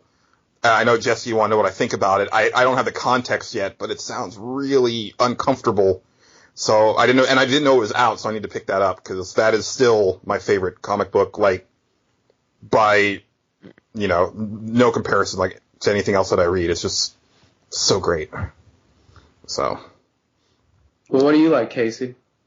Right now I'm keeping up with Ultimate Spider-Man above all else. Like, I don't have as much money to spend on comics, so that's the one I keep up to date for sure. So it's still Miles Morales, correct?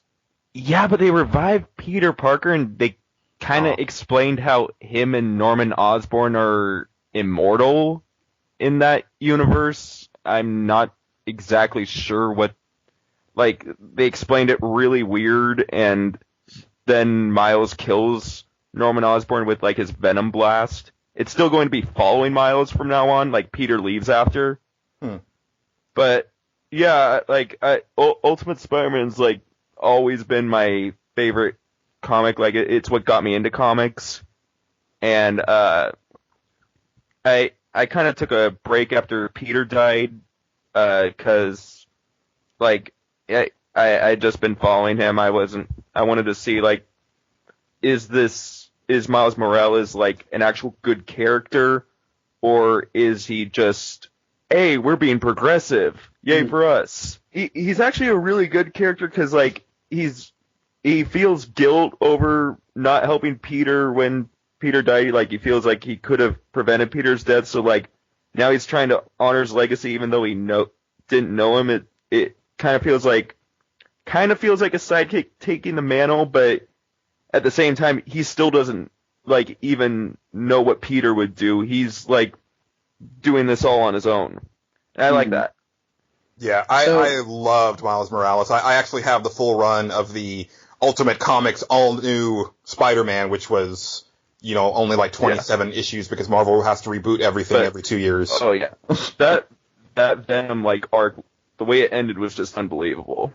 Yeah, and he, like, I really feel like he's a really likable character, the way Bendis writes him, and then that particular run, like, I hadn't heard of her before, but Sarah Pacelli, amazing artist, and I don't know what she's working on now, but I almost wanted to just follow her, because holy crap did she blow me away. Yeah, the art is really good for these comics. I actually started reading more Miles because, like, I saw this one comic that turned out to be terrible called All New Ultimates, and it's like, oh my god, it's, he's, like, teaming up with Ultimate Spider-Woman, who's, like, a female clone of Peter Parker, and Kitty Pryde, who they really spent a lot of time fleshing out in the Ultimate Universe. Like, I'll read more about them, so I caught up with Miles, just, like, loved his run, and then I read that comic, terrible. Like, there was one good issue, and it was the girls, it was a bikini issue. And the only reason it was good is because, like, the girls just had some good conversations on the beach, like, and I got what I want, like, because, like, I still say Ultimate Spider-Woman should have had her own comic, because that's just, like, really interesting idea for a character. She has, like, no identity, and, like, she's, like, a completely different gender, like, that, like, I'd want to read about that. And you get, like, a little insight into how she felt about being a clone, but, so I got what I wanted, but the rest was just bad. Really hard to follow, too many characters. I mean, was it written by Brian Michael Bendis, Casey? No. Okay. And that's what I get for reading an Ultimate comic that isn't Spider-Man. Right. Like, I keep hearing that universe is going to end, and I'm just like, okay, bring Miles over. Maybe he lives with the 616 Donkey. Do that. Yeah, well, you know, did you happen to pick up, they had this limited series called Spider-Men, and it was actually... I love that. Okay, because the ending of that, I still don't know if they ever, like, address that, where Peter Parker looks up Miles in his universe, and he's, like, really shocked, and then they never said anything about it again, as far as I know. It's Barack Obama. Is it really? No. Oh, okay. It wouldn't surprise me. I was just trying to think about the Miles Morales thing, and is he the second Spider-Man? I mean, like, the first one after Peter Parker? Because he might be, like, the first, like, we've seen into the Spider-Verse or whatever that they're doing now with, like, the multiverses of all the Spider-Men coming together. And I was just thinking, is he the second Spider-Man? No. Depending on who you ask, it would either be Spider-Girl or Spider-Man 2099. as far as predecessors, or not predecessors, but ones that came after. Because Spider-Girl is actually Peter Parker's daughter. Yeah. That makes sense though, because Spider-Man 2099 is like the one who tears back into the reality of the present, and he's like a big part of this thing. Yeah. I'm also trying to keep up with the Edge of the Spider-Verse, but there's so many comics. Mm-hmm. Yeah, I might just go ahead and wait for some sort of big trade for that, because I am curious, but I don't want to pick it up issue to issue. Also, Gwen Stacy Spider-Man, like that costume is so cool. Yes. I think they announced she's getting her own series, and if that's true, I'm all over that. Yeah, I might know that. Pop into that too. One of my friends told me that. I never looked up if it was true, but I mean, Marvel's definitely been trying to diversify. I mean, that's why they kind of changed up like Ms. Marvel and Captain Marvel also, which is now Carol Danvers. So, all right, so we're gonna bring this episode to an unceremonious end because we're starting to have some little technical snafus, which you, the listener, isn't going to know about because I'm such a good editor. But that's gonna do it for this episode. Little bit of house cleaning, a couple things. One, go check out Pixelbit because we got some new stuff up there. I have a piece about Dragon Age Keep to kind of tie into our discussion from earlier. My really late review of Diablo 3 is up, as well as a piece related to that you should check out, kind of a more personal thing, especially if you listened to the multiplayer episode that we did a few episodes ago. Also, be sure to check out Angelo's review of Rulers of the Realm. It's really good. And then probably buy that game and, maybe let those guys know where you heard about it from. Because maybe we can get them on the show if, like, enough people say that they learned about it from Nerds Without Pants. That was fun. Yeah, that'd be cool. Mm-hmm. Casey, did you have anything that you wanted to, promote, or anything that you've been working on or anything like that?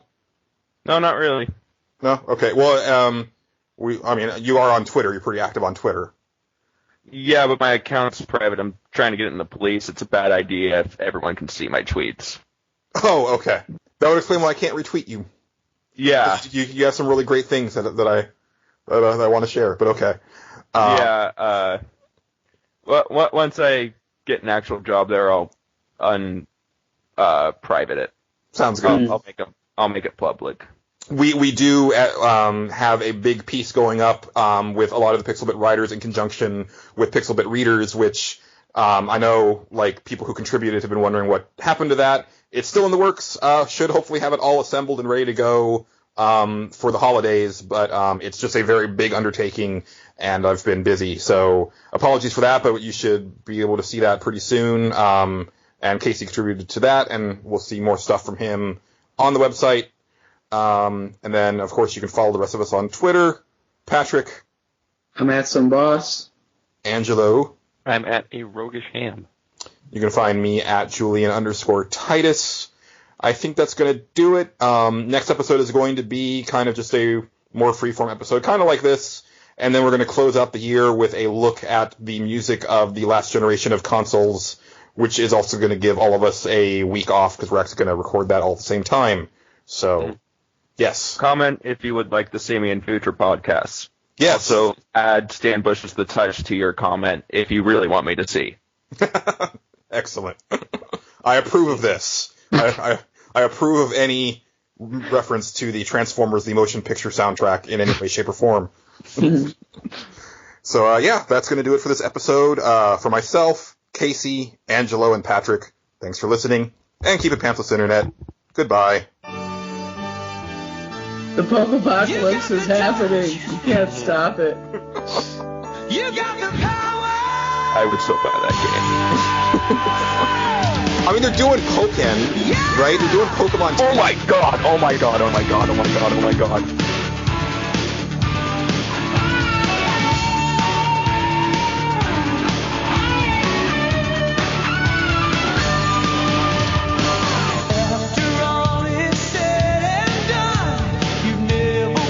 You're